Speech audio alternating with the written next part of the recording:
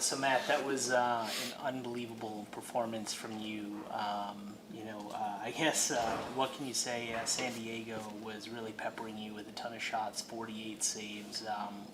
How were you able to read the ball so well tonight?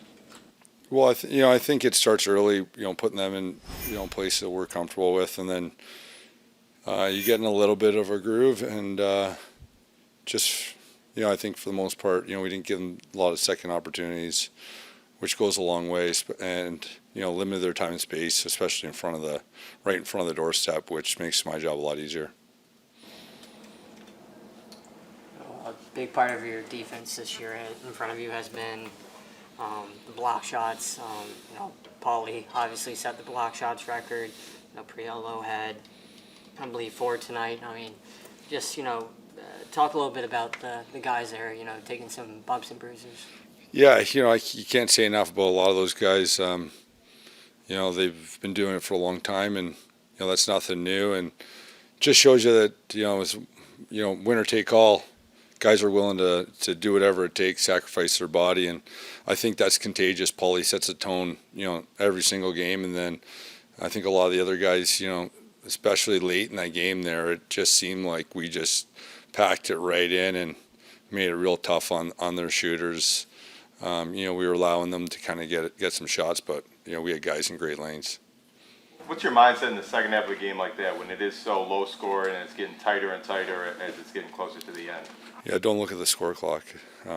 Try not to think too much, and you think just one possession at a time, and hopefully that we're going to get one. And they did a great job defensively. Really took away our momentum. You just think that we make a save, we're going to possibly get one, but their goalie played really well, and their defense pressured us and it made it difficult for us. So we're pretty fortunate to come away with a win.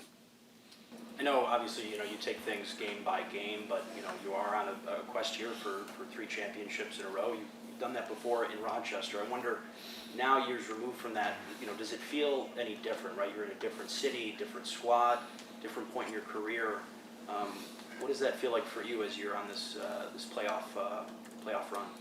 Yeah, you want that opportunity for sure. Every single year you come in trying to win, and it just happens that we won the past 2 years. But overall, you want to win your final game, and hopefully we can put ourselves in a place where we have that chance. We're going to be playing 2 of the hottest teams in the league. I think down the stretch, both those teams are red hot, and it's going to be challenging. It's going to be a challenge. Their goal is to get there as well, and fortunate for us, we play in one of the best environments in the league, and we're going to hopefully use that to our advantage, and that's where home floor I think comes into play, especially in the best 2 or 3s.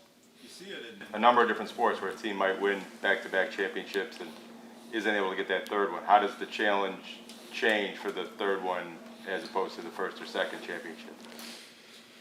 I think there's a little bit of the complacency. I think you take for granted that it should be easy, but we've been to the finals and lost too. So we got a great group of guys, great group of leaders.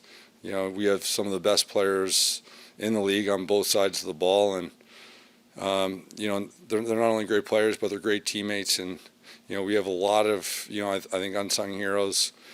And that just builds for a great locker room. Guys want to do whatever it takes. I just look at a couple plays in particular, like extending resets late in the 4th. And Kyle Buchanan is one of the best at it, where we're just, we just find a way to get the ball, and that goes a long way, especially, in order for us to preserve a win. It's those little plays, and we have a lot of guys that are battling really hard, and again, we have a great group of guys. When anyone ever asks one of your coaches or teammates about how you're able to play so well year after year, they always quickly say that it's your fitness. Could you kind of just take us through what your regimen and kind of routine is to stay so fit and in shape? Yeah, it's a routine for sure. It's not too many days off, and every single day it's about trying to make sure you're ready to go on Saturday or Friday. So it's dotting all your I's, crossing all your T's, and I'm a high school teacher, so I'm able to, phys ed teacher, and able to work out with young guys to keep me young, and it's a little bit of the drive and that competitive nature that I want to be at my best, and again, just do whatever it takes throughout the course of the week that hopefully we're ready to go when it comes, ball drop there. Priolo had that goal that didn't count, but how big was that play, getting it out of your end, drawing the penalty, and helping you guys kill those 2 penalties in a row? Massive. I think, we struggled to clear the ball, and it was 5-on-3, and he makes, he willed his way to the net, and got one of the man up guys to jump on his back and grab a penalty, and it kind of just seemed like that was like we were able to breathe a little bit easier, not being on a 5-on-3, and we kind of ended up being on the power play. So that's a play that Steve makes. That's the captain, doing all those things, willing his way to the net, and it's a huge play. After a game like this, 5-4, kind of what's the cool down routine like? Well, I try to fall asleep at some point. I'm gonna go home and just relax and be hopefully be ready to go to watch their games tomorrow. It's kind of the benefit now that we played Friday. We get one more day of rest, so use that day to hopefully unwind and regroup. Opposition scoring runs, have caught up to y'all sometimes.